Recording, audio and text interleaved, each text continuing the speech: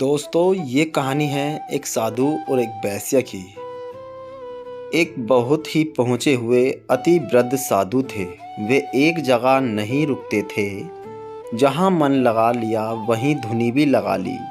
वे घूमते घूमते एक नगर में पहुँचे। एक छायादार पेड़ के नीचे उन्होंने अपनी धुनी जमा ली।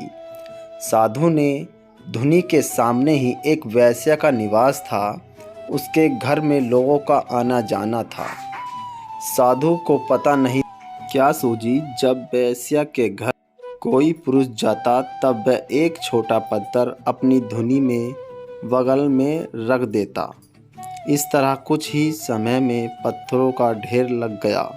एक दिन घर के बाहर निकलती हुई वेश्या को साधु ने टोका और अपने पास बुलाया।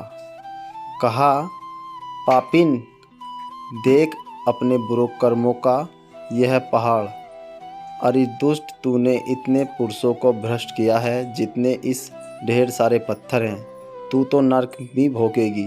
वेश्या भय से कांपने हुई लगी और रोने लगी। साधु के सामने पृथ्वी सिर रखकर गिड़गिड़ाते हुए बोली, महाराज, मेरे पापों से उद्धार का मार्ग बताइए, मैं साक्षात पालन करूंगी। साधु अत्यंत क्रोधित स्वर में बोला, तेरे उद्धार तो हो ही नहीं सकता, यह तो अभी चली जा। तेरे मुख देखने के कारण मुझे उपवास करके प्रायश्चित करना पड़ेगा। दुखित हृदय के साथ वहां से चली गई। अब दिन प्रतिदिन उसे अपने बुरे कर्मों का पश्चाताप होने लगा। वह निरंतर प्रार्थना करती थी कि उसके पापों के लिए ईश्वर उसे क्षमा करे। इसी पश्चाताप में एक दिन उसके प्राण निकल गए। उसी समय साधु की आयु भी पूरी हुई थी।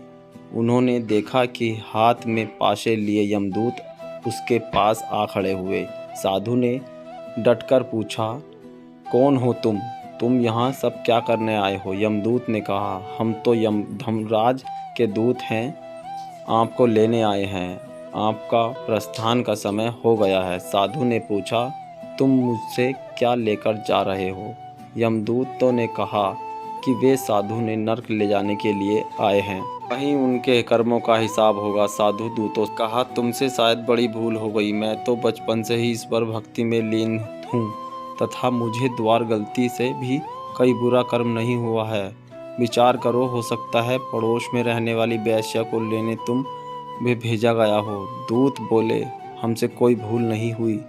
वह वेश्या तो पहले ही बैकुंठ पहुंच चुकी है। अपने बहुत तपस्या की है, परंतु वेश्या के पाप की गिनती करते हुए आप निरंतर पाप चिंतन ही तो किया करते थे और इसके काल मृत्यु भी आपकी पाप चिंतन में हो रहते थे। आपको तो अब नरक ही तरफ ही प्रस्थान करना है। आपके पाप पुण्यों का निर्धारण यमराज करेंगे। साधु ने बस में अब तो बात नहीं थी। उन्हें यमदूत अपने पास में बांध कर ले गए। मित्रों, हमें इस कहानी से हमें यह सीख मिलती है कि दूसरों की हमेशा बुराई नहीं तलाशनी चाहिए, अथवा अपने आप पर ध्यान देना चाहिए। यदि कुछ बुराइयां दिखती भी हों तो सामने वालों को मार्ग में लेने का प्रयास अवश्य करना चाहिए।